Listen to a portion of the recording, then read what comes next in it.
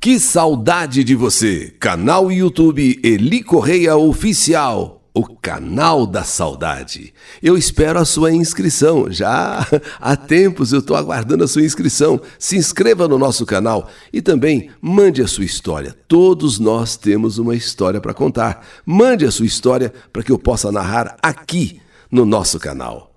E no canal YouTube Eli Correia Oficial, 3 cunhados e um só destino. Meu nome é Luiz Carlos Fuster Ribeiro.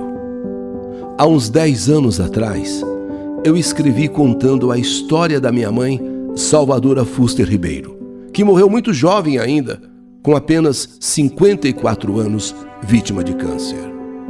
Depois de um ano, você, Eli Correia, me deu a grata surpresa de participar pela segunda vez, quando contei a história do meu pai, Expedito de Oliveira Ribeiro, que então estava com 89 anos e morava em Rio Preto com a minha irmã, um jovem imigrante mineiro que chegou em São Paulo com uma mão na frente e outra mão atrás. Muito jovem, trabalhou para os Matarazos na fazenda em Campos do Jordão, na fazenda dos Matarazos lá em Campos do Jordão. E depois veio para a capital de São Paulo, onde trabalhou ajudando a construir o Palácio do Governo. Sim, o Palácio dos Bandeirantes. Ele, meu pai, ajudou a construir como servente de pedreiro aquele palácio. Após isso, trabalhou numa siderúrgica chamada Radema, onde formou nossa família e, por fim, se aposentou. E hoje, todas, ouvimos pelo canal YouTube as histórias que você narra, Eli Correia, todas as noites. Atualizando essa carta, infelizmente, no dia 31 de março de 2023, sim, vim a perder meu querido paizinho. Sim, eu que contei a história no seu programa dele, ele veio a falecer no dia 31 de março de 2023, faltando 20 horas para ele completar 100 anos. Faltando 20 horas para ele completar o seu centenário, levando em sua bagagem um exemplo de pai. Gostaria de, a partir de agora, estar entrando em minha nova história. Como eu disse, a primeira que você narrou foi da minha querida mãezinha. Depois, a história do meu pai, cujo pai eu perdi em março do ano passado, dia 31, faltando 20 horas apenas para ele completar 100 anos. Mas agora é uma outra história. Ano de 1979. Tempo dos botões dourados. Tempo do regime militar, onde tínhamos segurança de ir e vir. Tínhamos pelos professores o mesmo amor que temos pelos nossos pais. Cantávamos o hino nacional antes de entrar à aula e recebíamos os professores levantando de nossos lugares e até os reverenciávamos. Trabalho não faltava, não tínhamos importação chinesas e tudo produzíamos aqui. Não tínhamos celulares, não tínhamos televisor a cores, filmadoras, mas para quem trabalhava, o tempo era de ouro. As músicas maravilhosas como Medo de Avião, do Belchior, IMCA, Village People, Na Paz do Seu Sorriso, Roberto Carlos, Até Parece que Foi um Sonho, Fábio Júnior e Tim Maia, Too Much Heaven, Bee Gees, Casinha Branca, Gilson. Nesse ano, eu trabalhava como ferramenteiro na empresa Arno Eletrodomésticos, ano de 1979. Nesse ano, eu conheci um estagiário da escola Senai, chamado Hercílio José de Aguiar, que na época tinha 18 anos. E foi nesse ano, em um dos almoços do refeitório da empresa, lá no restaurante da Arno, onde nós nos sentávamos juntos, esse rapaz, ele me disse algo assim engraçado, que ele não sabia descascar laranja. E se eu poderia descascar para ele? Ó, tudo bem, e modéstia à parte, eu descasco a laranja sem cortar a casca, vai do começo até o fim. Eu não corto assim, sabe? Então eu falei para ele, tudo bem, e descasquei a laranja para ele. E começou a nossa amizade. Ele morava nessa época em Vila Formosa e eu morava no Parque São Lucas. O tempo passou. Hercílio e eu fomos algumas vezes à praia, pois na época adorávamos praia.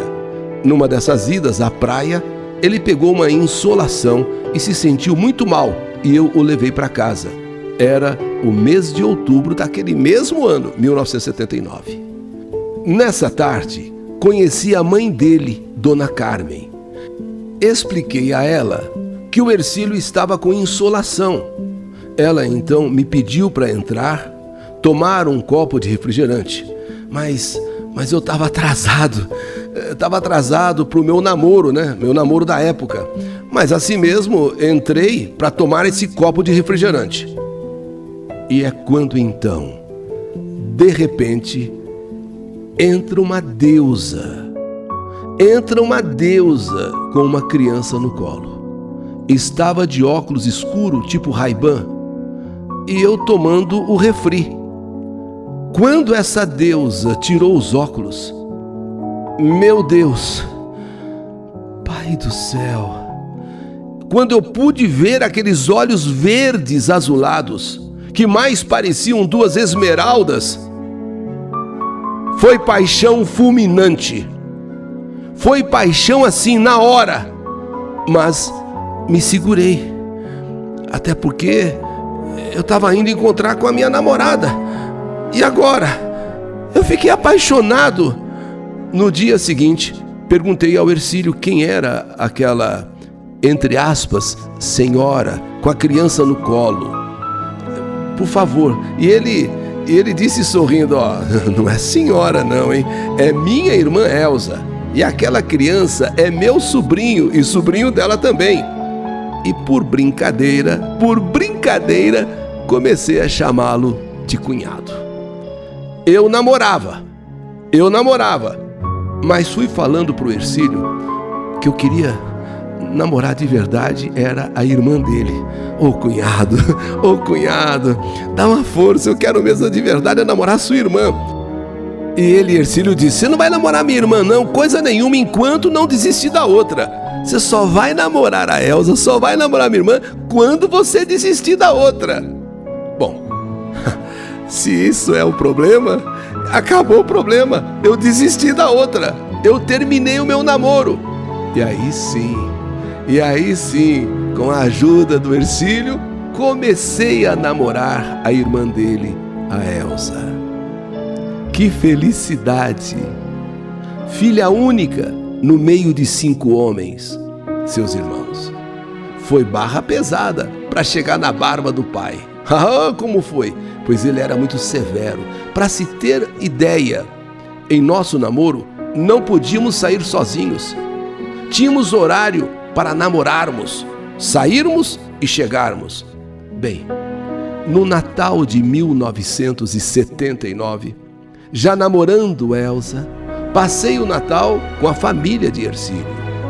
Aí veio a passagem de ano de 79 para 80. Hercílio namorava com Maria. Entramos em 1980, inclusive com novas músicas, Kaoma, Luan e Vanessa, José Augusto, Sábado, A Menina Veneno do Hit. As músicas eram lindas, porém esse ano entraria para a nossa história como o mais terrível dos anos. Sim, o mais terrível dos meus anos. Passa janeiro, entra fevereiro, a família de Hercílio se muda para uma rua acima da minha. Ficou melhor para mim, pois nessa época eu fazia o cursinho no Objetivo, para a faculdade. E todo dia antes de ir para o cursinho, eu passava na casa do meu amor, da minha deusa Elza. Passou o mês de março, chegamos o mês mais terrível de nossas vidas. Passou o mês de março e chegamos ao mês que seria o mais terrível de nossas vidas, que mudaria a nossa história para sempre. Mês da Semana Santa, que eles não guardavam, pois eram evangélicos. sábado de aleluia. Fui convidado a ir com eles na Praia dos Sonhos, em Itanhaém. Recusei, pois eu iria passar o dia inteiro fazendo um simuladão. E olha que eu não recusava convites para descer para Santos. Misteriosamente recusei, pois eu teria um simuladão no cursinho. E esse simulado seria durante todo o sábado, das 8 da manhã às 16 horas. Então, eu não podia descer com eles para Itanhaém. Cheguei em casa, depois do simuladão, exausto. E bem me lembro que nesse sábado, o atual SBT, que antes era TVS, estava passando o filme Ressurreição de Cristo. E eu estava descansando no sofá, assistindo o filme, passando lá a Ressurreição de Cristo na TVS, quando a minha mãe e a minha irmã chegaram da padaria. Pois na época era comum comprar um pernil e assar na padaria para o almoço de Páscoa. O relógio marcava 17h30. Minha mãe e a minha irmã chegaram. A minha mãe disse: filho, dá um converseiro lá na padaria que 3 rapazes aqui do São Lucas morreram afogados. Será que não são seus cunhados? Até me lembro de comentar que existiam milhares de moços. Como poderia ser, mãe, exatamente meus 3 futuros cunhados? Tem tanta gente na praia, tem tantos moços rapazes. Bem, apesar de ser na rua acima, eu peguei o meu carro e fui até a casa deles, até para me tranquilizar que não seriam eles as vítimas. E nisso já estava escurecendo. Quando cheguei próximo ao portão, o meu coração quase saiu pela boca, pois a casa estava deserta e eles falaram que voltariam cedo. Aquela hora, anoitecer, já deveriam estar em casa. Eles disseram que voltariam cedo e ainda a casa estava deserta. Meu Deus! Parei o carro imediatamente. E nisso se aproximou uma pessoa que eu não conhecia e vinha saber, era o outro irmão da Elza, que confirmou os boatos. Nessa hora eu comecei a gritar, a chorar, a esmurrar a parede e até blasfemar. Sim, eu não nego, comecei até mesmo a blasfemar. Depois de mais ou menos 1 hora, os familiares então começaram a chegar. A princípio eu tive até um desmaio e soltava muita blasfêmia. Até a minha futura sogra, mãe de Hercílio, veio me consolar e me pediu para que eu não blasfemasse. Não blasfema, meu filho, não blasfema. No sábado bem cedo, saíram rumo a Itanhaém. O senhor Nilton, o pai, a dona Carmen, a mãe, a Elza, na época minha namorada, o Elcio, o irmão, Laércio, o irmão, a Penha, sua esposa, Laércio Júnior, seu filho. Em outro carro ia outro irmão de Elza, o Belmiro, sua esposa e filho, aquela criança que ela segurava quando eu conheci, sobrinho. Inclusive o Laércio, naquele dia, estava completando 26 anos e ele disse para Elza que à noite iria fazer um bolinho e cantar os parabéns, que era para ela me levar, já que eu não ia para Itanhaém, me levasse à noite no bolo de aniversário que ele ia oferecer, na festinha de aniversário. Infelizmente, dali a pouco, iria acontecer o fato que mudou toda a história da família. Quando chegaram lá em Itanhaém, foram visitar o terreno que queriam comprar. Gostaram, combinaram inclusive os pagamentos e aí depois foram à praia. Nesse dia estava um dia de garoa na praia, Praia dos Sonhos, Itanhaém, e garoa um tanto forte. Todo mundo se ajeitou. E nisso tiveram a ideia de brincar de frescobol no mar. Foi essa a ideia que mudou o rumo da história. O Elcio e o Hercílio se posicionaram. A Elza ficou mais para orla, formando um tipo de triângulo. Um joga a bola para outro, essa bola é bem leve, triângulo, um joga aqui para o outro, para o outro, para o outro. No que Elcio joga a bola para Elza, bateu um leve vento, talvez o vento da morte. Elsa vira então para pegar a bola. E quando ela se virou para arremessar a bola, ela só vê as mãos dos dois pedindo socorro, sendo arrastados para o meio do mar. A família brincava na areia e nem se deu conta do fato. E ali estavam sendo arrastados 2 irmãos de Elsa. Então o Laércio, que estava completando 26 anos naquele dia, à noite iria fazer uma festinha em casa, né, pelo aniversário. É uma hipótese. Ele, Laércio, o aniversariante, se atira por trás da Elsa para tentar salvar os 2 irmãos. Foi retirado com vida na hora, colocado num táxi às pressas, onde Elsa sozinha o acompanhou. E no caminho, Elsa sentiu seu último respiro. Sim, e no táxi, nos braços de sua irmã Elsa, ele veio a falecer. No hospital, foi observado muitos arranhões em seu peito, o que prova que ele tentou alcançar seus irmãos.